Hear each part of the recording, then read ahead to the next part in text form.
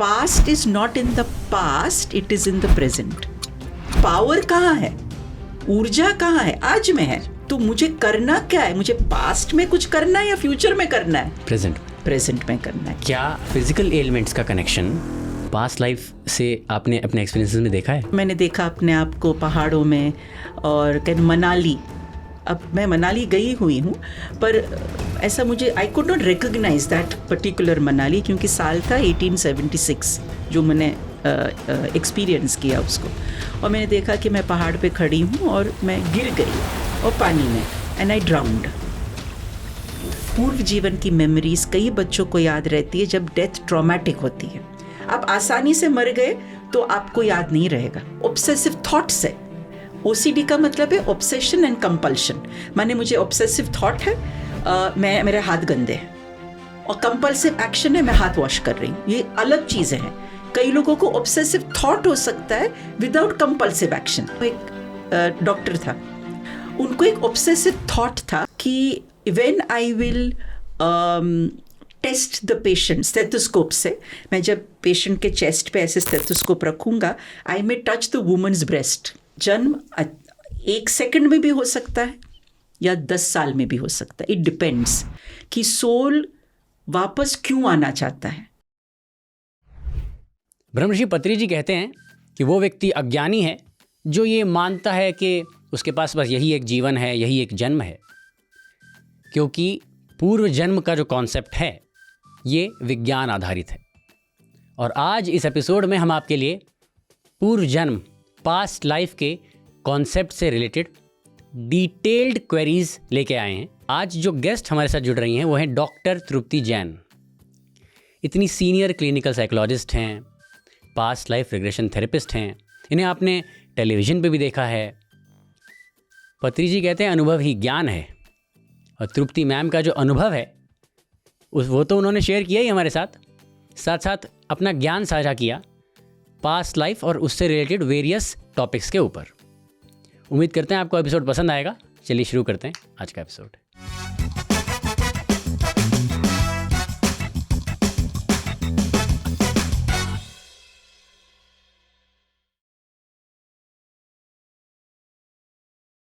महर्षि मार्कंडेय को अपने पिछले जन्मों की शिव तत्व साधना के बल पर दीर्घायु जीवन और ज्ञान मिला। ये हो गया ऋषि और पूर्व जन्मों का कनेक्शन। राजा हरिश्चंद्र सत्यवादी थे, उनको अपने पूर्व जन्मों की साधना के बल पर वो ट्रूथफुलनेस मिली। ये हो गए किंग और पूर्व जन्मों का कनेक्शन। भगवान विष्णु जब मनुष्य रूप में आए तो श्री राम के अवतार में जब उन्होंने सेतु बांध दिया सागर पे, तो पत्थर तैराए पानी पे। नेचर के नियम, लॉज ऑफ नेचर के अगेंस्ट हुआ। तो अगले जन्म में कृष्ण बन के जब आए तो द्वारका नगरी डूब गई पानी में। पूर्व जन्मों के और लॉज ऑफ द नेचर के बियॉन्ड स्वयं नारायण भी नहीं हैं। और इसी प्रकार अगर आप इन सबको कपोल कल्पित कहानियाँ मानते हो तो भी कोई बात नहीं। सनातन शास्त्रों के अगर आत्मा कही जाए तो वो वेद कहे जाते हैं। तो ज्ञान कांड जो है वेदों का, उपनिषद, कठोपनिषद में नचिकेता और यमराज के संवाद में यमराज भी जब कहते हैं कि आत्मज्ञान और ब्रह्म ज्ञान क्या है, वो भी पूर्व जन्मों का जिक्र करते हैं। तो आपको मालूम पड़ गया होगा कि आज लाइफ हो तो ऐसी कि इस स्पेशल शूट में हम बात करने वाले हैं पास्ट लाइफ पर। ये आपका अल्टीमेट गो टू वीडियो होगा पास्ट लाइफ के लिए, क्योंकि हमारे साथ जो एक्सपर्ट बैठे हैं वो हैं the doctor Tripti Jain ma'am. Ma'am बहुत बहुत स्वागत है आपका। आपको टेलीविज़न पे देखा है हमने और आज आपके साथ बैठने का मौका मिला, तो कैसा लग रहा है पीएम सिंधी स्टूडियो में? बहुत ही अच्छा लग रहा है, और पास्ट लाइफ और पूर्व जीवन के बारे में बात करना तो मुझे बहुत अच्छा लगता है। और आप जैसे यंग लोगों के साथ तो मुझे और अच्छा लगता है, बिकॉज़ आप लोग काफ़ी कुछ पढ़ के आते हैं, और क्वेश्चंस जो आपके होते हैं वो बड़े क्यूरियस क्वेश्चंस होते हैं, तो उसका आंसर देने में मुझे बहुत अच्छा लगता है। So thank you so much for inviting me. जैसे आप पीएलआर एक्सपर्ट हो, पास्ट लाइफ रिग्रेशन थेरेपिस्ट हो, तो पास्ट लाइफ, पूर्व जन्म, तो पास्ट लाइफ से पहले लाइफ, अगर हम जन्म की बात करें तो इस जन्म का पर्पस या मीनिंग क्या है? ये जन्म शब्द की अगर बात करें, शब्द तो शायद जन से निकला है। आप जो kind of triangle of life बताती हैं, तो वो उसके बारे में थोड़ा बताएंगे आप? जन्म, जैसे तुमने कहा, तो जन्म जो है वो पूर्व जीवन या आगे आने वाला जो हमारा जीवन है उसको जोड़ता है। मेरे हिसाब से इस लाइफ को जानना बहुत ज़रूरी है। मैं हर व्यक्ति को ये नहीं कहती कि आपको पूर्व जीवन जानने की ज़रूरत है। मैं कहती हूँ इस जीवन में आप क्या कर रहे हो, आपके रिश्ते कैसे हैं, आपकी सोच कैसी है, आपका व्यवहार कैसा है, इसके ऊपर आपने ध्यान दिया? कई लोग इसके ऊपर ध्यान देते ही नहीं हैं। इसका मतलब है पूर्व जीवन और आगे वाले जीवन की जो जोड़ने की कड़ी है, जैसे तुमने कहा सेतु है ना, तो प्रेजेंट लाइफ हमारा सेतु है। तो इस सेतु के ऊपर चलते हुए आप क्या कर रहे हो, इसका ज्ञान और इसकी अवेयरनेस अगर नहीं है तो पूर्व जीवन में जाने की कोई आवश्यकता भी नहीं है, ना आपको उससे कुछ लाभ होगा। तो मेरे हिसाब से प्रेजेंट लाइफ, कहते हैं the whatever lies is in the present, है ना, पावर ऑफ नाउ, एक अमेजिंग किताब है। तो पावर ऑफ नाउ का मतलब क्या है? नाउ, अभी जो हो रहा है, ये क्या अभी ही हो रहा है? नो, जिसको हम कहते हैं what we call in English can simultaneity of time, है ना। साइमल्टेनिटी ऑफ टाइम का अर्थ क्या है कि जो हो चुका है और जो होने वाला है वो अब मैं एक्सपीरियंस कर सकता हूँ या कर सकती हूँ या कर रही हूँ। लेट अस से पूर्व जीवन में मुझे किसी ने डुबा दिया था, आई डाइड बाय ड्राउनिंग, ओके। अब मुझे पता नहीं है इसके बारे में, पर इस जीवन में मुझे अस्थमा है, हो सकता है। मुझे अस्थमा है। अब इस अस्थमा की वजह से, ये क्या अस्थमा अभी हुआ मुझे? बिकॉज डॉक्टर कहेगा हो सकता है कि बिकॉज वेदर ठीक नहीं है, सीजनल चेंज है, तो आपको अस्थमा होता है। Actually there is no medical reason why some people get asthma and some people don't get asthma, ठीक है। इसका मतलब है मेरा पूर्व जीवन पूर्व में है, पास्ट में है नहीं, वो मेरे साथ आज भी है, तभी तो मुझे अस्थमा हो रहा है। करेक्ट है। Past is not in the past, it is in the present. अब क्योंकि मुझे अस्थमा है तो मेरे आगे का जीवन, भविष्य किस चीज से बन रहा है? आज से, राइट। इसका मतलब है पावर कहाँ है, ऊर्जा कहाँ है? आज में है। अगर मैं आज को बदलूं, right, I do meditation, I eat proper food, I have a better life style, हो सकता है कि मेरा अस्थमा कम हो जाए। तो मुझे करना क्या है? मुझे पास्ट में कुछ करना है या फ्यूचर में करना है? प्रेजेंट में करना है। That is why power lies in the present. इसीलिए प्रेजेंट में जो इंसान रहता है वही आगे जा सकता है। मैम, जो इनर जर्नी और स्पिरिचुअल कोशेंट लोगों का इंक्रीज करने के लिए आप जिस फील्ड में काम कर रहे हैं, we are very thankful for that. Similar dimension में, सिमिलर एरिया में एक ब्रह्मर्षि पतंजलि जी जैसे हैं, पीएमसी की भी नींव रखी उन्होंने। वो कहते हैं कि वी आर स्पिरिचुअल बीइंग्स जो फिज़िकल एक्सपीरियंसेस लेने आए हैं धरती पे, और कहते हैं कि ह्यूमन बीइंग्स की ऑलमोस्ट हर प्रॉब्लम इस अज्ञान से आती है कि हम खुद को आत्मा नहीं मानते, हम मानते हैं हम शरीर हैं या फिर हम मन हैं। वो फिर स्पिरिचुअल उसमें बताते हैं कि हम शरीर नहीं, मन नहीं, आत्मा है। तो आत्मा पुनर्जन्म लेती रहती है, शरीर के रूप में धारण करती रहती है, एक्सपीरियंसेस लेने आती है। तो आत्मा, जैसे आपने जिक्र किया अस्थमा का, कुछ डॉक्टर्स से जैसे मेरा इंटरेक्शन होता है यहाँ शोज़ में, उन्होंने बोला कि बहुत बार उन्हें रूट कॉज नहीं समझ में आता है और वो सब ट्राई कर चुके होते हैं, उन्हें समस्या का समाधान नहीं मिलता है, तो पेशेंट को वो सजेस्ट करते हैं PLR कराने के लिए। तो क्या फिज़िकल एलिमेंट्स का कनेक्शन पास्ट लाइफ से आपने अपने एक्सपीरियंसेस में देखा है? बिल्कुल, मेरे खुद का एक्सपीरियंस है। मैंने पहले भी इसके बारे में जिक्र किया है। जब से मैं 3 साल की थी and my father left for Kenya, मेरे पापा कीनिया गए थे, मोम्बासा, जहाँ पे मेरा इनिशियल चाइल्डहुड वहाँ पे स्पेंड हुआ था। तो हम शिप से गए थे तब, बरसों पहले। तो I had a lot of seasickness, कई लोगों को होती है, ठीक है। पर उसके बाद मुझे पता चला, मेरे पेरेंट्स ने मतलब मुझे बताया कि I have a lot of travelling sickness, जैसे बस में, गाड़ी में, हाइट्स पे जैसे हम जाते हैं तो मुझे बहुत ज़्यादा सिकनेस होती थी। इतनी ज़्यादा सिकनेस होती थी कि मैं न खाऊं तो भी मुझे आई वुड हैव नोजिया।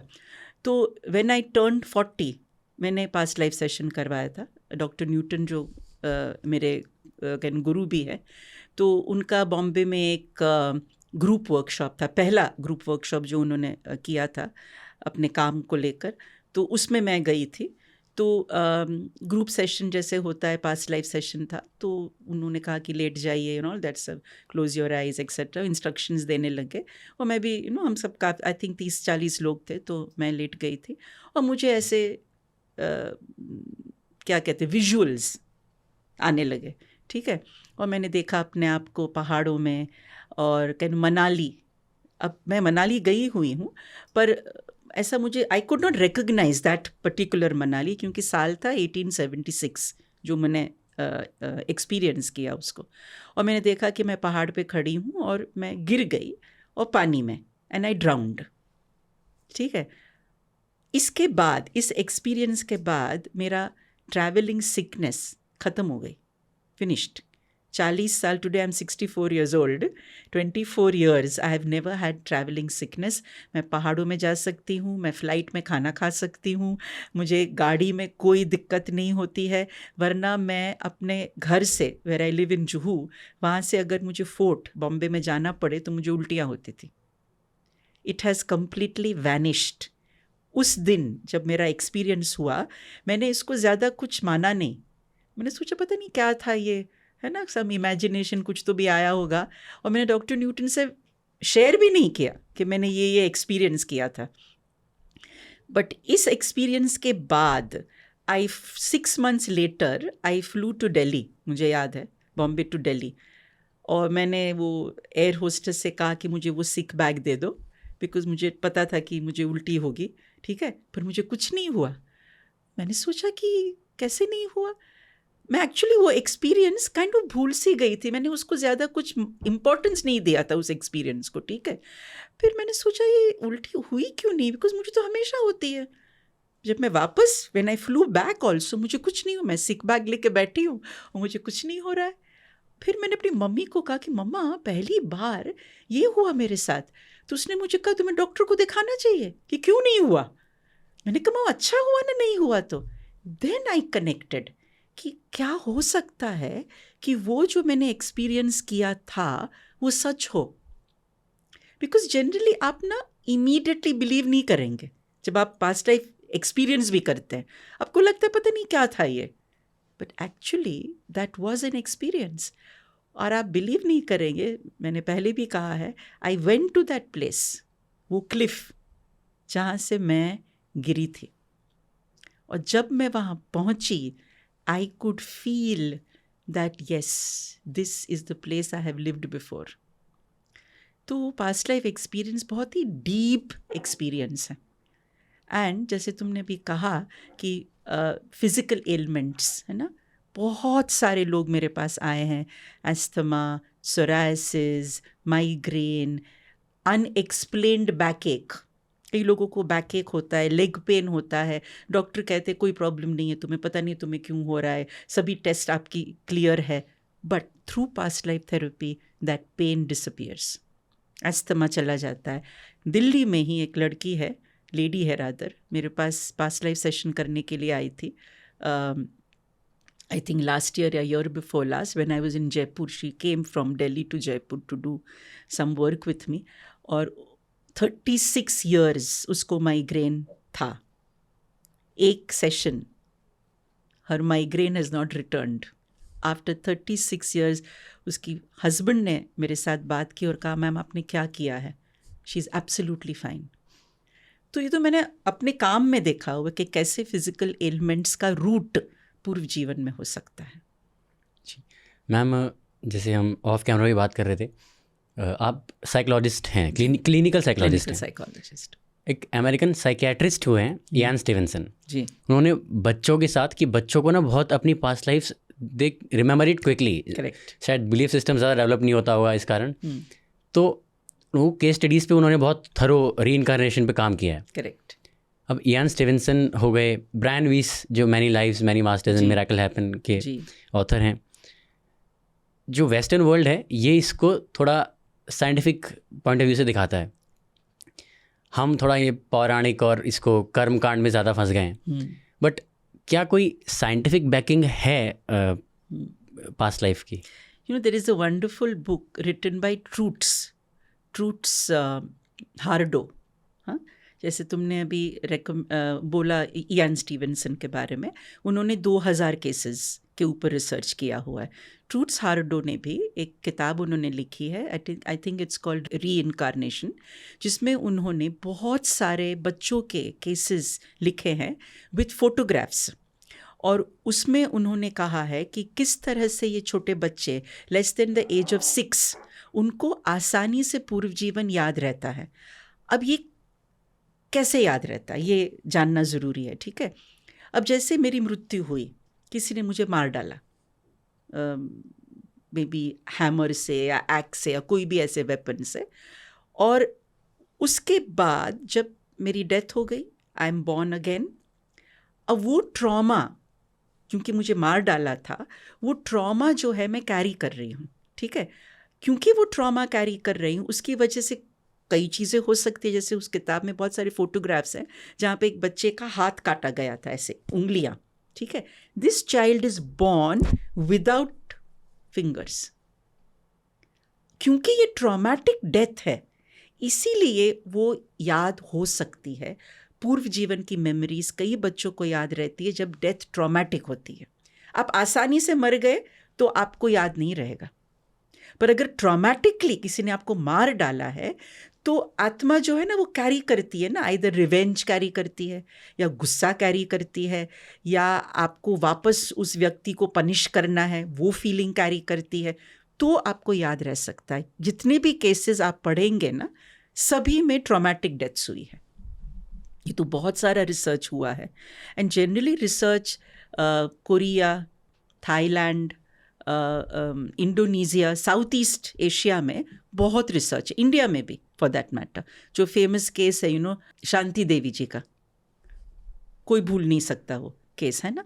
तो उनको भी, तो जब ट्रॉमा होता है ना, तो हो सकता है कि ये इमोशंस की वजह से व्यक्ति जो है वो उसको चीज़ याद रह सकती है। फिर धीरे धीरे जैसे जैसे वो 7, 8, 9, 10 साल का हो जाता है, वो मेमोरीज धीरे धीरे कम हो जाती है, फेड अवे हो जाती है। बिकॉज आपको इस जीवन की जो आपके कर्म है या जो भी आपने डिसाइड किया, जर्नी जो है आपकी, उसमें आपको आगे बढ़ना है, तो इसीलिए वो धीरे धीरे वो मेमोरीज फेड हो जाती है। कुछ नहीं है। मैम, फोकलोर बहुत फेमस एक याद आई, उसमें जैसे जानी चोर है, ऐसे एक और थीफ था कोई, मतलब उस तरह की कोई स्टोरी है। उसमें रूरल एरिया का बैकग्राउंड है और बहुत एम्पैथेटिक था वो एनिमल्स के लिए। एक गाय उसके घर के सामने बैठा हुआ था, गाय या बैल दौड़ते हुए जा रहा था, गया और पीछे से कसाई जो बुचर थे वो आ रहे थे उसको मारने के लिए। उसने जाते हुए देखा, बुचर आए, उनको दिखा नहीं काफ जो था वो गाय या बैल। उन्होंने उससे पूछा कि दिखा तुझे? कहते हाँ वहाँ है, इशारा किया हाथ से, और उस मोमेंट वो गिल्ट में चला गया and he died out of heart attack. उस समय वो उस गिल्ट और शेम में था कि मेरे पॉइंट आउट करने की वजह से वो उसकी डेथ हो गई, वो मारा जाएगा। वो नेक्स्ट जन्म में वो विदाउट हैंड पैदा हुआ। तो ये स्टोरी बहुत फेमस है। ये इस तरह जाती है, किसी को हार्म नहीं करना चाहिए, और इस तरह पढ़ाई जाती है फोकलोर में, रूरल एरियाज में, जो भले ही एजुकेशन नहीं हो ज़्यादा, ऐसे पढ़ाते हैं। तो जैसे आपने भी फिंगर वाला एग्जाम्पल दिया, तो क्या सोल ये मेमोरी कैरी करती है नेक्स्ट लाइफ में? यस, जब भी ट्रॉमा होता है, जब भी आपके ऊपर किसी भी प्रकार का अत्याचार होता है, तो इट इज़ वेरी डिफ़िकल्ट कि उस मोमेंट पे आप वो इमोशन उस बॉडी में छोड़ दे। जैसे अगर मैंने किसी को थप्पड़ मारा, तो वो व्यक्ति जिसको थप्पड़ मारा है, क्या जैसे कहते हैं ना कि गाल के ऊपर उसके 4 उंगलियों के निशान हो गए, तो इट इज़ रेस्टिंग ना, वो एक्सपीरियंस वो कैरी किया ना उसने, 4 उंगलियों के निशान। इसी तरह से जब हमारी मृत्यु होती है तो वो ट्रॉमा हम कैरी करते हैं। बहुत ही रेयरली है कि वो ट्रॉमा हम छोड़ दे उस शरीर के अंदर। तभी जब पूर्व जीवन की प्रक्रिया करते हैं और जब वो व्यक्ति एक्सपीरियंस कर रहा है उस ट्रॉमा को, तो क्लोजर में हम ये कहेंगे कि जो भी आप एक्सपीरियंस कर रहे हो, जो भी इमोशन आपको एक्सपीरियंस हो रहा है, चाहे वो गुस्सा हो, चाहे नफरत हो, वो उसी शरीर में छोड़ देनी है। अगर आप ड्राउन हो रहे हैं तो जो भी आपको एक्सपीरियंस हो रहा है उस ड्राउन्ड बॉडी में छोड़ देना है और फिर निकलना है। So when you give that instruction कि आपको वहीं उसको दफना देना है या उसको जला देना है, जो भी है, तो you leave that emotion. And then when the soul moves out of the body, it is moving without that emotion and without the trauma. और जब वो ट्रॉमा उस शरीर में दफन हो जाएगा तो that means the soul is not carrying the trauma, and that is how healing takes place. ये इंस्ट्रक्शन देना ज़रूरी है फॉर अ थेरेपिस्ट। तो जब भी पास्ट लाइफ की थेरेपी होती है तो क्लोजर बहुत इंपॉर्टेंट होता है। जैसे मैं तुम्हें एग्जाम्पल दूँ, इस लाइफ टाइम में maybe he has lost his parents early, या मदर की डेथ अर्ली हो गई हो, जो भी है, and he wants to know कि मेरे मम्मी पापा क्यों मुझे छोड़कर जल्दी चले गए, या मेरी मम्मी की डेथ इतनी जल्दी क्यों हो गई, सम क्वेश्चन लाइक दैट। अब पूर्व जीवन में उसने देखा कि उसने सुइसाइड कमिट किया था पूर्व जीवन में। अब सपोज सुइसाइड हुआ, ठीक है, अब हम इंस्ट्रक्शन देंगे कि जो भी तुम्हारा एक्सपीरियंस है बॉडी का ट्रॉमा, ये वो वहीं बॉडी में छोड़ दो।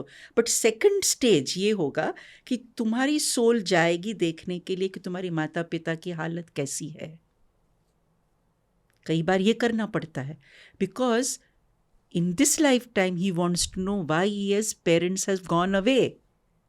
सो he goes, the soul can travel because now it is without a body, ठीक है। तो आत्मा जो है वो वहाँ जाएगी, अपने माता पिता को देखेगी उस जीवन के जो रो रहे हैं, परेशान हैं, दुखी है।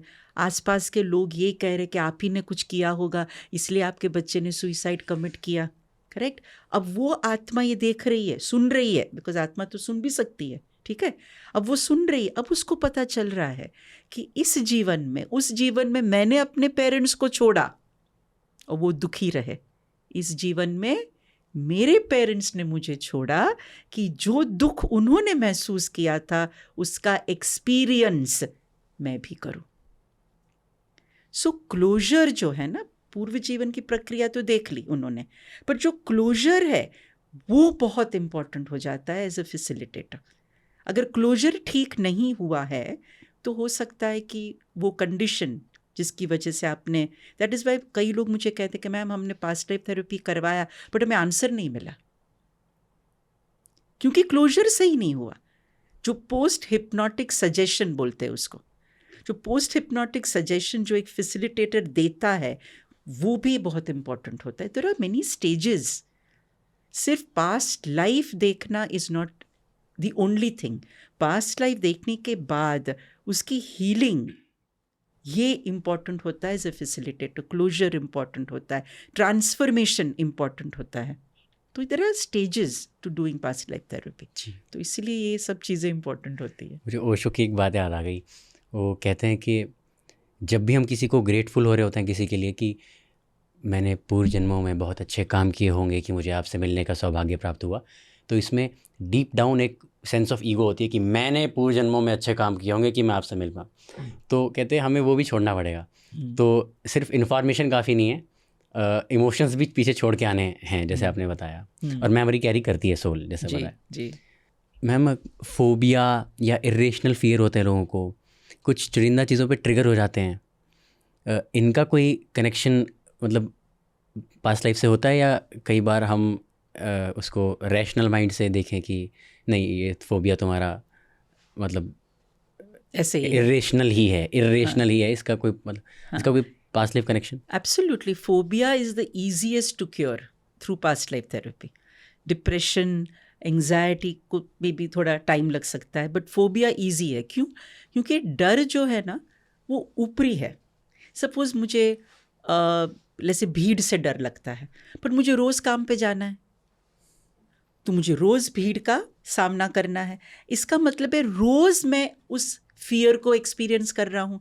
अगर मैं कोई चीज़ रोज़ कर रहा हूँ तो वो तो ऊपर आ जाती है, स्तर उसका ऊपर आ जाते हैं ना, डीप डीप नहीं रहती वो, क्योंकि वो ऊपरी है और मैं रोज़ एक्सपीरियंस कर रहा हूँ through past life regression. 1 second में बाहर आ सकती है वो, and you can be cured. Cure मतलब you can be healed, right, क्योंकि इट्स नॉट अ डिजीज, तो क्योर वर्ड यूज़ नहीं कर सकते हम। तो फोबिया बहुत आसान है। Fear of snakes, fear of heights, fear of water, claustrophobia, fear of insects, fear of spider, 3000 से ज़्यादा फोबियाज है गूगल पे। तो ये बहुत आसान है। जैसे मैं तुम्हें बताऊं, उसका बड़ा अजीब प्रॉब्लम था, ठीक है। तो उसकी बेटी किसी लड़के को के साथ फ्रेंडली थी, तो इस मदर को लगा कि लड़का बड़ा अच्छा है, तुम्हें उससे शादी करनी चाहिए, ठीक है। पर समहाउ वो चीज़ नहीं हुई। पर मदर जो है वो एकदम डिप्रेशन में चली गई। उसने कहा कि बेटा तेरी शादी उसी से होनी थी, क्यों नहीं हुई? तो बेटी ने कहा कि मम्मा वो मेरे लिए सही नहीं है लड़का, तो मतलब इट्स ओके, है ना। But the mother went into ट्रेमेंडस depression. उसने मुझे कहा कि मैम मैं 1 साल से इतनी ज़्यादा डिप्रेशन में हूँ कि मुझे वो लड़के से ही मेरी बेटी की शादी करनी थी, यहाँ तक कि मैं अपने आप को पीट रही हूँ। मैम बड़ा वियर्ड है, मेरा उसके साथ कोई रिश्ता भी नहीं है, भाई ठीक है, नहीं हुआ तो नहीं हुआ, है ना, पर मैं एक्सेप्ट नहीं कर पा रही हूँ, मैं क्या प्रॉब्लम है मुझे। अब उसने देखा अपने पूर्व जीवन में कि ये लड़का जो थोड़े टाइम के लिए आया था और चला गया, पूर्व जीवन में उसका भाई था। और जब मैं उसको साल पूछ रही थी पास्ट लाइफ सेशन में, उसने कहा 1873, 1870, 2-3 बार उसने 1873 बोला। पर जब उसकी मृत्यु उसने एक्सपीरियंस की तो उसने देखा कि she and this brother and the mother died in a plane crash, जो 1873 में नहीं हो सकता, okay. But she experience this plane crash, उसको बहुत पसीना ये सब जो भी हुआ एंड ऑल दैट स्टफ। फिर मैंने गूगल पे चेक किया, because she said the name कि मैम ये प्लेन क्रैश हुआ है एक्चुअली कैन ओहायो में, नाम बोला उसने, Ohio in the USA, okay. Google पे जब हमने चेक किया, yes there was a plane crash in Ohio to Washington, but the year was 1974, 73, 74। वो बोलती रही 1873। तो कई बार ड्यूरिंग द सेशन साल थोड़ा बहुत ऊपर नीचे हो सकता है, बट जो करेक्ट एक्सपीरियंस था वो एब्सोल्युटली करेक्ट था उसका। तो ये एक वियर्ड प्रॉब्लम थी इस लेडी की, ठीक है, but she found a solution to this. तो कई बार ऐसी चीज़ें, फोबिया है ये, इट लाइक अननेसेसरी एंग्जाइटी। इसका कोई मतलब कोई सोचेगा कि क्या इसमें सोचना है, गया तो गया, बट शी सेड मैम मैं डिप्रेस्ड हो गई हूँ।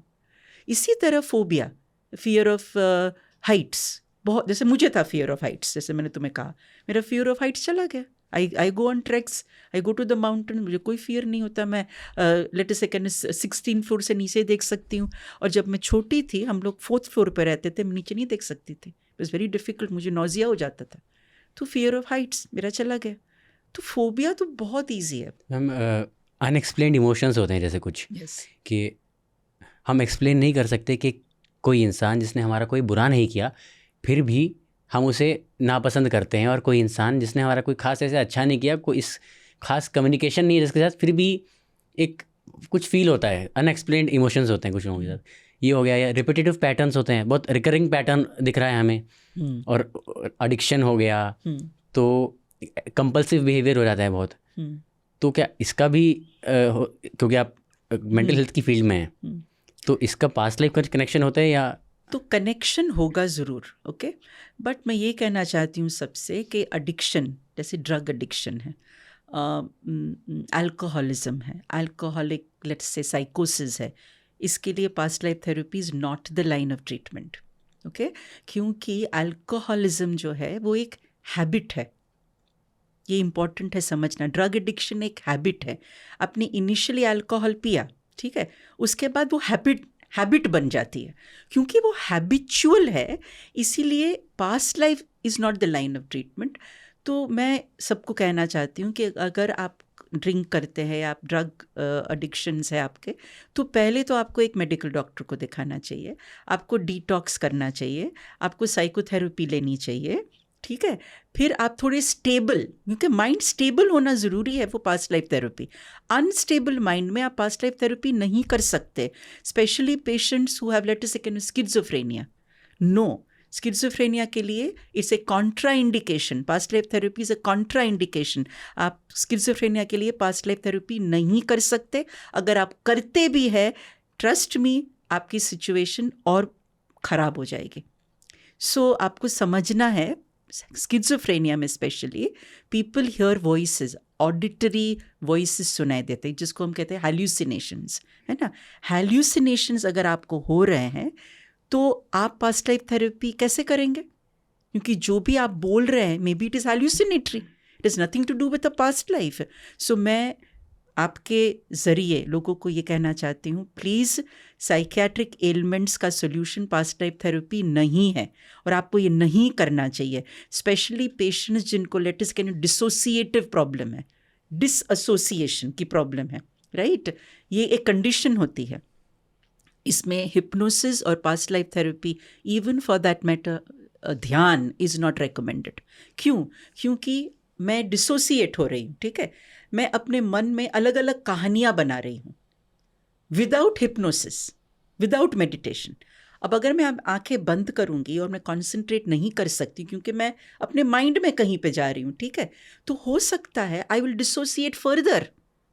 इसीलिए इन सब कंडीशंस के लिए past life therapy is not the line of treatment. अपने का ऑब्सेसिव कंपल्सिव न्यूरोसिस, राइट। अब ओसीडी के अलग अलग तरीके के ओसीडी हो सकते हैं। ओसीडी में डिप्रेशन भी हो सकता है, ओसीडी विद लेट अस से साइकोसिस भी हो सकता है। तो इसीलिए आपको पहले एक साइकियाट्रिस्ट को मिलना है, आपको एक डायग्नोस्टिक टेस्ट करनी है जिससे आपको पता चलेगा कि आपको ओसीडी है या आपको ऑब्सेसिव थॉट्स है। ओसीडी का मतलब है ऑब्सेशन एंड कंपल्शन, माने मुझे ऑब्सेसिव थॉट है, मेरे हाथ गंदे हैं, और कंपल्सिव एक्शन है, मैं हाथ वॉश कर रही हूँ। ये अलग चीज़ें हैं। कई लोगों को ऑब्सेसिव थॉट हो सकता है विदाउट कंपल्सिव एक्शन, सिर्फ ऑब्सेसिव थॉट है। जैसे तुम्हें बताऊँ, एक डॉक्टर था, गुजरात से मेरे पास आए थे, उनको एक ऑब्सेसिव थॉट था, because he is a doctor, कि when I will test the patient, जैसे स्टेथोस्कोप से मैं जब पेशेंट के चेस्ट पे ऐसे स्टेथोस्कोप रखूँगा, आई मे टच द वुमन्स ब्रेस्ट। अब ये थॉट ऑब्सेसिव थॉट है, कंपल्सिव एक्शन नहीं है उसको। ये थॉट आया, उसके बाद उसने काउंटिंग किया 1 to 10, 1 to 10, नो, सिर्फ थॉट है। तो उसको ओसीडी नहीं है, उसको ऑब्सेसिव थॉट है, ठीक है। तो ही सेड, मैम मैं बहुत वरीड हूँ, क्योंकि ये ऑब्सेसिव थॉट की वजह से मैं when I am testing the patients, जब मैं स्टेथोस्कोप रखता हूँ तो मुझे इतनी घबराहट होती है, उस वजह से मेरा काम सफ़र कर रहा है, बिकॉज मैं इतना वरीड हो जाता हूँ। Ma'am I want to do a session with you, please help me. मैंने कहा ठीक है डॉक्टर साहब, आप आ जाइए। तो अब did he see a past life? No. उसने देखा कि he lives in some village type, मतलब एरिया, टाउन है।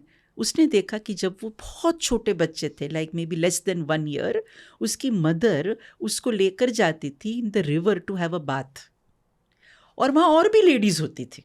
और क्योंकि ये बहुत छोटा बेबी था, तो लेडीज़ जो है वो they used to have a bath, तो ये बच्चा जो है वो एक लेडी से दूसरे लेडी ऐसे ऐसे टच करता था बच्चा, ठीक है। This was his root cause of this idea of touching the women's breast. तो यहाँ पास्ट लाइफ नहीं, inner child. This is more to do with a particular age जहाँ पर ये memory is causing a problem today. Now this doctor को ये याद भी नहीं है, तो बहुत छोटे बच्चे थे, है ना, न इसके बारे में कभी उसकी मदर ने बात की होगी, क्योंकि ये तो सिंपल सी चीज, इसमें क्या बारे में क्या बात करनी। But he actually went back, इसको कहते to regress back in time to a age when the root cause was there. ये इंस्ट्रक्शन है जब हम काम करते हैं, right. Go back in time to a time when the root of the problem was experienced.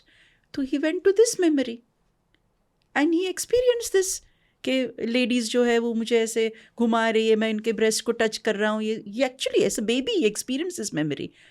He is free of this obsessive thought, नहीं है उसको भी ये थॉट। सो ऑब्सेसिव थॉट हो सकता है, OCD हो सकता है, OCD विद साइकोसिस हो सकता है, OCD विद एंजाइटी हो सकता है, OCD विद डिप्रेशन हो सकता है। हर चीज़ का सोल्यूशन पास्ट लाइफ नहीं है। मेरे पास एक लेडी आई थी OCD, ओके, परेशान हो गए थे उसके घर के लोग, हस्बैंड और बेटा, और बहुत इंटरेस्टिंग केस था उसका, क्योंकि वो हर स्टेशन पे, she was from Bombay, she was staying in one place, और 5 स्टेशन के बाद शी वॉज वर्किंग, मतलब 5 स्टेशन का उसका गैप था, she had to go to work at Malad. तो हर स्टेशन पे वो ट्रेन से उतरती थी, पैर धोती थी, और फिर दूसरी ट्रेन पकड़ती थी, फिर नेक्स्ट स्टेशन पे वापस उतरती थी, पैर धोती थी, फिर दूसरी ट्रेन पकड़ती थी, और ऐसे करते करते वो मलाड स्टेशन पे पहुंचती थी, जहां she was working in a beauty parlour. अब सोचो, एक OCD पेशेंट जिसको गंदगी पसंद नहीं है, वो ब्यूटी पार्लर में काम कर रही है, which is perfect for her, because वहाँ पे उसको 10 बार हाथ धोने हैं, राइट? मालिश किया, हाथ धो लिया, मैनिक्योर किया, हाथ धो लिया, तो प्लेस ऑफ वर्क परफेक्ट है उसके लिए, फॉर OCD क्लाइंट, ठीक है। बट नीचे उतरना, हर स्टेशन पे पैर धोना, वापस जाना, इट इज वेरी स्ट्रेन्यूअस। और जब घर आती थी तो बेटे और हस्बैंड को कहती थी, यहाँ पे टच मत करो, यहाँ पे टच मत करो, मेरे पास मत आओ, ये मत करो, वो मत करो। She used to wash utensils, तो 1 बार 2 बार 3 बार, परेशान हो गई थी बेचारी। When she did a session with me, मतलब मैं खुद सरप्राइज थी, पहले सेशन के बाद she stopped getting down from the train. उसका मुझे फ़ोन आया, I really tears in my eyes, you know. मैंने कहा थैंक गॉड, चलो मतलब एक बहुत बड़ा ब्रेक थ्रू हुआ है कि वो ट्रेन से नीचे नहीं उतर रही है। ऐसा क्या मतलब दिखा उनको? सो उन्होंने देखा कि इन सम पूर्व जीवन में शी वॉज सम प्रिंसेस, को हॉर्स पे कहीं पे जा रही थी किसी को मिलने के लिए, और गिर गई, and there was quicksand. Quicksand को पता नहीं हिंदी में क्या कहते हैं, जैसे she fell in the sand, और वो जैसे दलदल, हाँ दलदल, करेक्ट। तो उसमें गिर गई and she died in the दलदल। तो दलदल तो गंदा होता है ना, this is what she had carried, the trauma was the दलदल। और वो ट्रॉमा की वजह से हर चीज़ उसको गंदी हमेशा दिखती थी। आफ्टर द फर्स्ट सेशन उसका ट्रेन से उतरना बंद हो गया उसका। फिर मैंने कहा अभी तुम वेट करो, बिकॉज चलो कल तुम नहीं उतरी हो ट्रेन से, बट आई हैव टू सी कि ये this should continue for 1 month, कि तुम ट्रेन से नहीं उतरो, ठीक है। 1-1.5 महीने के बाद उसका मुझे फ़ोन आया, ma'am I am feeling so much better, ये वो है ना मैम, पर मैं एक और सेशन करना चाहती हूँ। मैंने कहा ठीक है तो तुम आ जाओ। फिर एक और सेशन किया उसने। उसके बाद टचिंग होता है ना कि मुझे छुओ मत, वॉल पे तुम वहाँ हाथ मत रखो, वॉल गंदी हो, फिर वॉल धोना, वो बंद हो गया उसका। उसका बेटा ने थर्ड सेशन तो हुआ नहीं, 2 में शी हैड अबाउट 60% रिलीफ। मैंने कहा गुड इनफ है ना, अब तुमने ये बंद कर दिया है तो वो प्रैक्टिस इफेक्ट भी बंद हो जाएगी उसकी, कि बार बार जो वेसल्स धोती थी वो बंद हो जाएगा, तो काफ़ी चीज़ें लाइफ में ठीक हो जाएगी, तुम्हें और सेशंस करने की ज़रूरत नहीं है। But they came to meet me with a bouquet of flowers. उसका बेटा भी आया, उसने मुझे हक किया कि aunty thank you so much, अब मैं अपनी मम्मी को हक कर सकता हूँ। तो as a therapist and as a psychologist आपको पता होना चाहिए कब पास्ट लाइफ सेशन बंद करना है, शुरू कब करना है, कंटिन्यू कितना करना है, और बंद कब करना है। ये सभी चीज़ें as a psychologist, as a therapist आपको पता होनी चाहिए। You don't have to keep calling the client. जैसे ये तो OCD, obsessive habits and disorders की बात हो गई। जो फियर ऑफ अबैंडनमेंट होता है लोगों को, कई बार होता है need to be perfect, I need to be perfect, मुझे सब परफेक्शनिस्ट्स होते हैं, पीपल प्लीजर्स होते हैं, तो बहुत सारी चीज़ें शायद इनर चाइल्ड उसमें भी जाती है। तो जो reversing, getting back to the time की जब बात कर रहे हैं, तो इनर चाइल्ड हो गया इस लाइफ का पास्ट, इसी शरीर में जिया हुआ पास्ट, और हो गई पास्ट लाइफ। इनमें मतलब क्या काइंड ऑफ डिफरेंस है? सो पास्ट लाइफ मतलब कोई ऐसा जीवन जो आपने जिया है जिसके बारे में आप जानते नहीं हैं, ठीक है। इनर चाइल्ड हीलिंग जिसकी तुम बात कर रहे हो, तो that is less than the age of 6, माने गर्भ में कंसेप्शन टू एज 6 या 7, इसको इनर चाइल्ड का एज बोलते हैं, ठीक है। जहाँ पे बच्चे के अंदर लॉजिक नहीं होता। लॉजिक कब होता है डेवलप? पोस्ट एज 11 साल के बाद बच्चे के अंदर रैशनल या लॉजिक थिंकिंग डेवलप होती है, उससे पहले नहीं होती है। माँ ने कहा कि बेटा तू ना सोच ना, मैं तेरे बारे, I will think for you, मैं तेरे लिए सोचूंगी। तो बच्चे ने तो बिलीव कर लिया कि माँ बाप ही मेरे बारे में सोचेंगे, ठीक है ना। तो इसको हम कहते हैं पेरेंट ने अपने बच्चे को दिया है इंजंक्शन। इंजंक्शन मतलब स्टॉपर, कि बेटे तू ना सोच। This is a problem of inner child. इसमें 12 अलग अलग किस्म के इंजंक्शन या स्टॉपर्स पेरेंट्स देते हैं, जैसे don't think, don't succeed, don't be close, don't be healthy. पता है, डोंट बी हेल्दी भी एक इंजंक्शन स्टॉपर होता है, क्योंकि जब मैं हेल्दी नहीं हूँ, पेट में दर्द है, तो मम्मी मेरे पास बैठती रहती है, मुझे स्कूल जाने के लिए मजबूर नहीं करती है, तो मुझे बीमार रहना है, सो डोंट बी वेल। ये भी एक इंजंक्शन है। ये सब इनर चाइल्ड वर्क में आता है। It is to do with what we call transactional analysis, TA.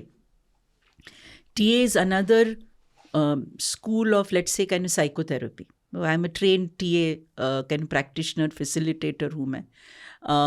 ICTA Kochi is an institute in India, the only institute in India, ICTA, जो आपको एक ट्रांजैक्शनल एनालिस्ट बना सकता है, माने आपको ट्रेन कर सकता है।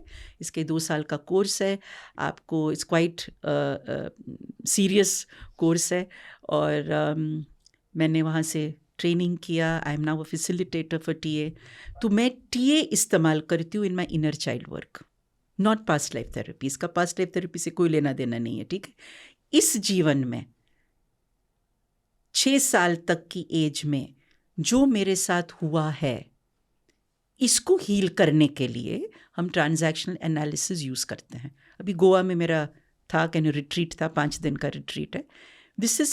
This retreat is where people come जिनको physical abuse, sexual abuse, emotional abuse, abandonment issues जिनको एक्सपीरियंस हुए हैं, और जिनकी रिलेशनशिप्स ठीक नहीं जा रही है because of these abuse pattern. तुमने भी कहा ना, रिपीटेटिव पैटर्न्स जो होते हैं, इनके लिए इनर चाइल्ड वर्क में ट्रांजैक्शनल एनालिसिस का उपयोग होना बहुत ज़रूरी है।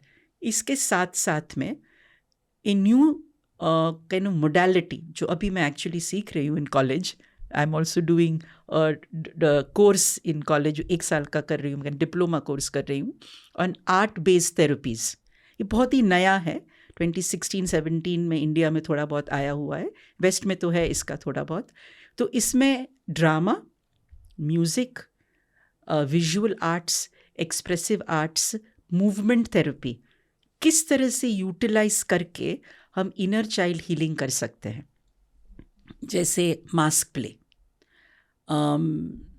जैसे लेट अस से कि there is a lady, let us say example, ठीक है, उसकी अपनी सास से नहीं बनती है, and she is having lot of anger towards the mother in law, और ये एंगर सिर्फ मदर इन लॉ के ऊपर नहीं जा रहा है, उसके हस्बैंड के ऊपर भी जा रहा है, उसके बॉस के ऊपर भी जा रहा है, बिकॉज मदर इन लॉ उसको जो बोलती है, शायद हस्बैंड भी कई स्टेटमेंट्स बोलते होंगे, बॉस भी कई स्टेटमेंट, क्रिटिकल फॉल्ट फाइंडिंग है ना। अब इतना गुस्सा भर चुका है उसके अंदर, क्या मैं पास्ट लाइफ सेशन कर सकती हूँ कि चलो तुम्हारे सास के साथ तुम्हारा पूर्व जीवन क्या था? हो सकता है, वी कैन डू दैट, ठीक है, but she came for my inner child work, ठीक है। तो हमने एक एक्सरसाइज की using drama and mask play, जहाँ पे हमने कहा कि भाई सपोज यू आर देयर, मैंने कहा ये तुम्हारी सास है, इसने एक मास्क पहना है, because you are not the mother in law, but yes you can play the role of a mother in law, right. तो हमने उसको मास्क पहना दिया, now she has to push you thinking you are the mother in law, ठीक है। And now we create this role play, जिसको हम कहते हैं रोल प्ले करके she started pushing pushing pushing, जो भी गुस्सा था। मैंने कहा भी तुम्हें गुस्सा ही है कि तुम कुछ बोलना भी चाहती हो, यू नो लाइक गाली देना चाहती हो अपनी सास को, you have all the freedom to do it, ठीक है। So she started shouting, abusing, ये वो and all that, and that जो तुम सास बनी अगर हो, तुम्हें रेजिस्ट करना है, करेक्ट है, तुम्हें इतना रेजिस्ट करना है कि मैं जब तुम्हें धक्का मार रही हूँ, मेरे अंदर का जो गुबार है, जो भरा हुआ है, वो सब बाहर निकले, राइट। इतना इंटरेस्टिंग था वो रोल प्ले, क्योंकि और लोग जो ग्रुप के थे जिनको सांस से प्रॉब्लम है, they came behind her, and now I am facilitating their release also. अपनी तो मैं रिलीज कर ही रही हूँ धक्का मार के और गाली दे के, पर मैं उनकी भी तो रिलीज कर रही हूँ बिकॉज वो भी मेरे पीछे हैं. एंड इट वॉज मेहम, मतलब shouting, yelling, screaming. But after this I think 6-8 महीने में वो लड़की का मुझे मैसेज आता है कि ma'am, my relationship with my mother in law is improved. So पूर्व जीवन की प्रक्रिया वो भी हो सकती है. पर हियर ये जो हमने काम किया रोल प्ले के साथ में, ये इतना ब्यूटीफुल था कि वो जो चिल्लाना चीखना जो ज़रूरी था इसके लिए, दैट हील्ड हर कम्प्लीटली. यही नहीं, बट मदर इन लॉ के साथ जो रिश्ता था जो बुरा था वो बेटर हो गया. सो इनर चाइल्ड वर्क बहुत पावरफुल होता है, बहुत पावरफुल होता है. बट इसमें it's nothing to do with past life. या it is to do with transactional analysis, with art based therapy, with visual arts, expressive art, drama. इन सब चीज़ों का इस्तेमाल होता है इन पास्ट लाइफ थेरेपी. ये आपने आर्ट बेस्ड थेरेपी बताई इनर चाइल्ड के लिए. अभी आपने जिक्र किया था हेलुसिनेशंस का, स्किज़ोफ्रेनिया का. तो एक क्वेश्चन थोड़ा जो kind of disbelievers of past life, the concept of past life हैं, वो कहते हैं व्हाट इफ़ यार ये तो ड्रीम आ रहे होंगे, ये तो हेलुसिनेशंस होंगे और हम उसे लेबल कर दे रहे हैं कि ये पास्ट लाइफ विजन्स हैं. ये डिफ्रेंशिएट कैसे करते हैं हम? सो 3 चीज़ें हैं, नॉट ओनली हेलुसिनेशंस. एक है फैंटेसी. Fantasy is different. एक है फैंटेसी मतलब जिसका कोई बेस ही नहीं है किसी चीज़ में, ठीक है. एक है कल्पना, टू इमेजिन. तीसरा है हेल्यूसिनेशन. ये 3 अलग अलग चीज़ें हैं, ठीक है. Let us understand all 3 of them. What is fantasy? Fantasy is, अगर मैं तुम्हें कहूँ कि think of A red coloured rabbit, तो तुम कहोगे ऐसे तो कोई रेड कलर रैबिट है ही नहीं दुनिया में. लाल कलर का कोई रैबिट मैंने कभी देखा नहीं है. पर मैं कहूँ कि नहीं सोचो इसके बारे में, तो तुम्हें बनाना पड़ेगा जो है नहीं. That is fantasy, correct. फिर मैं कहूँ कि किसी रैबिट के बारे में सोचो, तो तुम सोच सकते हो. अब तुम कुछ भी सोच सकते हो कि रैबिट हॉप कर रहा है, रैबिट बैठा हुआ है, रैबिट खाना खा रहा है, रैबिट के साथ कोई और है. मतलब your imagination can go anywhere because तुमने एक्सपीरियंस किया है, करेक्ट. तो कल्पना क्या है? जो चीज़ तुमने एक्सपीरियंस की है, अनुभव की है, उस चीज़ की तुम कल्पना आराम से कर सकते हो. नाउ थर्ड थिंग, स्किज़ोफ्रेनिक्स में यू विल हेल्यूसिनेट. हेल्यूसिनेशन का मतलब क्या है? तुम सुन नहीं पा रहे हो किसी की बोलने की आवाज़, पर मैं सुन पा रही हूँ. तो तुम कहोगे नहीं, कोई बोल नहीं रहा. मैं कह रही हूँ नहीं, मुझे सुनाई दे रहा है. इसका मतलब है जो चीज़ है नहीं उसका आभास मुझे हो रहा है खुली आंखों से, उसको हेल्यूसिनेशन कहते हैं. जिसका अस्तित्व नहीं है बट मैं कह रही हूँ है अस्तित्व. 3 चीज़ अलग हुई. एक है फैंटेसी जिसका अस्तित्व है ही नहीं. तुम भी मानते हो, मैं भी मानती हूँ कि लाल कलर के रैबिट नहीं होते. That is fantasy. एक है कल्पना करना, टू इमेजिन, जो एक्सपीरियंस से आता है, अनुभव से आता है, ठीक है. तुम कहोगे हाँ मैंने एक रैबिट देखा हुआ है, वो पिंक कलर का था. हमने कहा मैंने भी रैबिट देखा है, वो पिंक और वाइट भी था. हाँ करेक्ट, वाइट भी था. तो इसका मतलब इमेजिनेशन, ठीक है. पर हमने वो इमेजिनेशन एक्सपीरियंस से आ रहा है, अनुभव से आ रहा है. एक है हेल्यूसिनेशन. तुम कह रहे हो मुझे सुनाई नहीं दे रहा, मैं कह रही हूँ मुझे सुनाई दे रहा. इसका कोई अस्तित्व है ही नहीं, right? It is not there only. Hallucination has nothing to do with experience. It is my personal experience. मुझे दिखाई दे रहा है. I can see a man. Nobody can see. Only I can see. तो fantasy, imagination, hallucination, ये 3 अलग अलग चीज़ें हैं. Past life is not a hallucination. Past life कब देखेंगे आप? आपने एक्सपीरियंस किया होगा, तब इमेजिनेशन के द्वारा या मेडिटेशन के द्वारा आपको उसका अनुभव हो सकता है. और वो एक्सपीरियंस के बाद जो प्रॉब्लम थी वो कम हो जाएगी या चली जाएगी। हैल्यूसिनेशन से प्रॉब्लम कम हो जाएगी कि बढ़ेगी? बढ़ेगी। तो इसका मतलब है पास्ट लाइफ हैल्यूसिनेशन नहीं हो सकता। जी मैम, मेडिटेशन वर्ड बार बार आ रहा है और माइंड को स्टेबल करने की आपने बात की थी। अनस्टेबल माइंड से PLR नहीं हो सकता, तो स्टेबल माइंड के लिए मेडिटेटिव टेक्निक्स का भी यूज़ करते हैं आप, उसका क्या रोल रहता है? बिल्कुल। पास्ट लाइफ रिग्रेशन का मतलब क्या है? I have to use some technique, है ना, टू रिग्रेस द क्लाइंट। तो ध्यान, meditation is one of the techniques to be use. मैं कहूँगी आंखें बंद करिए, रिलैक्स करिए, आपकी बॉडी रिलैक्स, और ये सब क्या है, ये जैसे हम योग जब करते हैं तो उसमें यही सब चीज़ों का इस्तेमाल होता है, यही सब शब्दों का इस्तेमाल होता है। सो ध्यान तो बहुत इंपॉर्टेंट है, मेडिटेशन इज एक्सट्रीमली इम्पॉर्टेंट। कैसे हेल्प करता है पास्ट लाइफ तक? बहुत हेल्प करता है, क्योंकि मेडिटेशन में आपकी बॉडी रिलैक्स हो जाती है, आपके माइंड के अंदर जो एक चैटर होता है ना, पता नहीं क्या क्या चीज़ें जो आ रही है दिमाग में, वो कम हो जाती है। कंटिन्यूस थॉट्स जो आते हैं, जो है ही नहीं, मतलब कोई मतलब ही नहीं उन थॉट्स का, वो थॉट्स कम हो जाते हैं। आपकी जो स्किन है, अगर आप ध्यान में जाते हैं तो आपको एक फीलिंग आती है जैसे कि आप इस शरीर से बड़े हो चुके हैं, feeling that you are expanding. तो ऐसा क्या है जो एक्सपैंड हो रहा है? बॉडी तो एक्सपैंड हो नहीं सकता, इसका मतलब है आपका सूक्ष्म सटल बॉडी का एक्सपीरियंस आप ध्यान में कर सकते हैं। पास्ट लाइफ रिग्रेशन में सटल बॉडी का ही उपयोग होता है, करेक्ट? फिजिकल बॉडी का तो उपयोग है नहीं, वो तो लेटा हुआ है, करेक्ट है? तो उपयोग किस चीज़ का हो रहा है? सूक्ष्म शरीर का। जब हम इवन इंस्ट्रक्शन भी देते हैं, जैसे मैं जब इंस्ट्रक्शन देती हूँ तो मैं यही कहूँगी कि आपका सूक्ष्म शरीर यहाँ से दूर जा रहा है, इस जगह से दूर, इस शहर से दूर। तो कौन जा रहा है? सूक्ष्म। वो सूक्ष्म शरीर का अनुभव कब होगा? आपकी ध्यान की स्थिति में ही अनुभव होगा।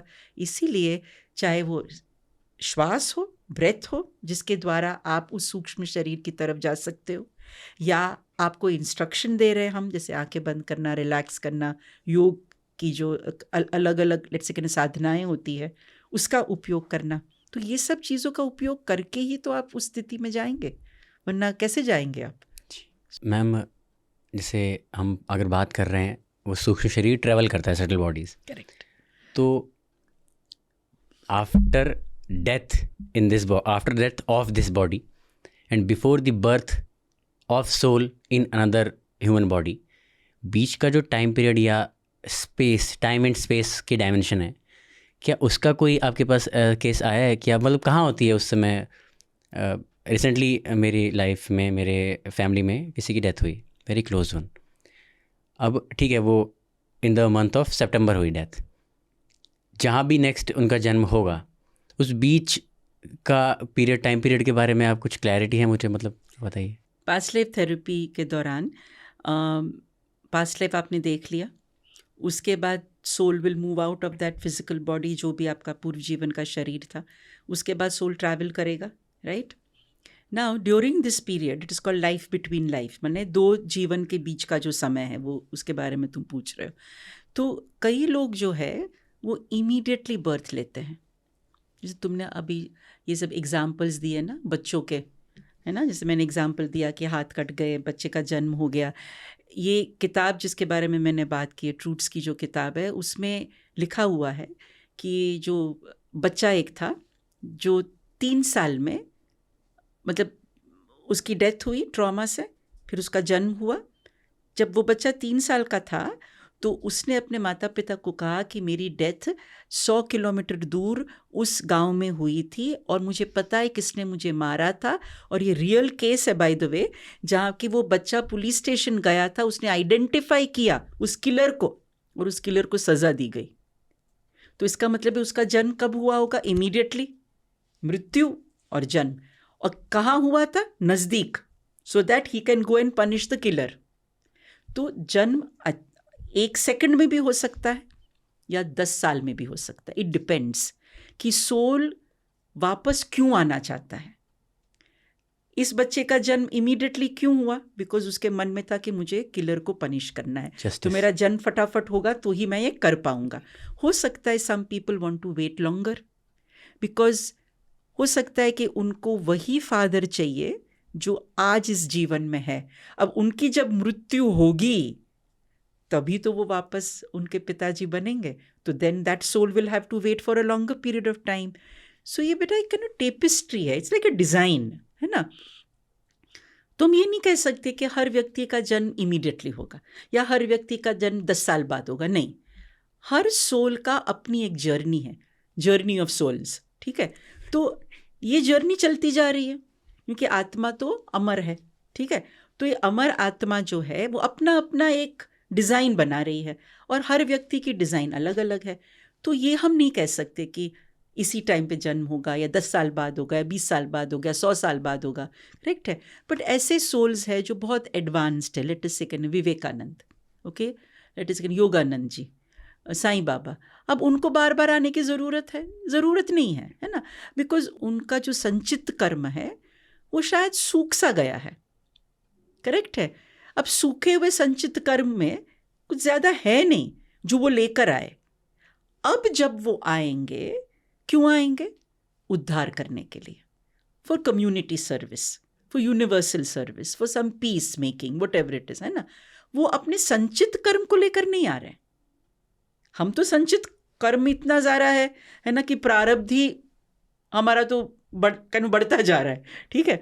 बट इनका नहीं है संचित कर्म इतना, इसीलिए they will come after 100 years, 200 years, 300 years, because उनको बार बार आने के, हमारे पास प्रारब्ध इतना है और संचित इतना ज़्यादा है कि उसको सुखाने के लिए मैं फटाफट आना पड़ रहा है, पर उनको आने की ज़रूरत नहीं।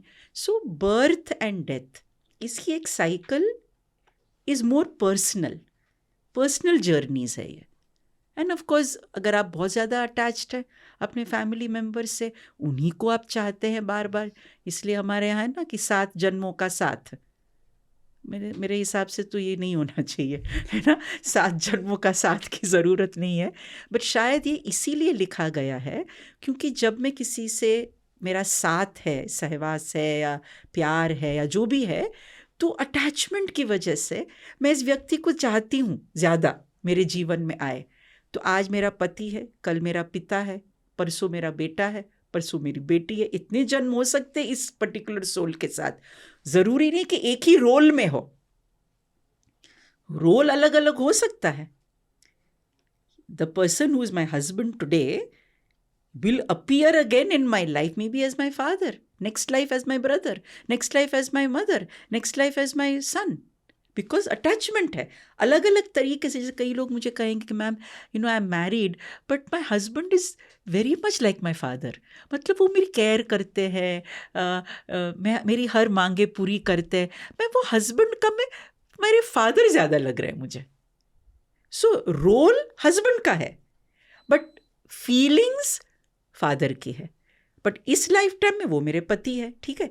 हो सकता है जैसे जैसे ये रिलेशनशिप बढ़ती जाएगी नेक्स्ट लाइफ टाइम में, आई वुड से यार इस लाइफ में तुम मेरे पति ऊपर यार you have taken care of me like a father, next life time में be my father. So the same soul next life time में रोल चेंज हो जाएगा, फादर बन जाएंगे। सो ये टेपिस्ट्री है, ये मेरी पर्सनल जर्नी है। हर व्यक्ति की अपनी अपनी पर्सनल जर्नीज होती है, तो इसलिए हम ये नहीं कह सकते कि बर्थ इमीडिएटली होगा या देयर इज़ नो स्टैंडर्ड, ऐसा कुछ हम कह नहीं सकते। तो ये था डॉक्टर तृप्ति जैन मैम के साथ हमारी बातचीत का फर्स्ट पार्ट। उम्मीद है आपको एपिसोड अच्छा लगा होगा। अगर आप ये एपिसोड टेलीविज़न पे देख रहे हैं तो पीएमसी हिंदी को यूट्यूब पे भी सब्सक्राइब कीजिए, और अगर यूट्यूब पे देख रहे हैं तो हमें दूसरे सोशल मीडिया प्लेटफॉर्म से भी फॉलो कीजिए। और याद रखिएगा कि आपको ज़िंदगी काटनी नहीं जीनी है, और ऐसे जीनी है कि लोग बोलें लाइफ हो तो ऐसी।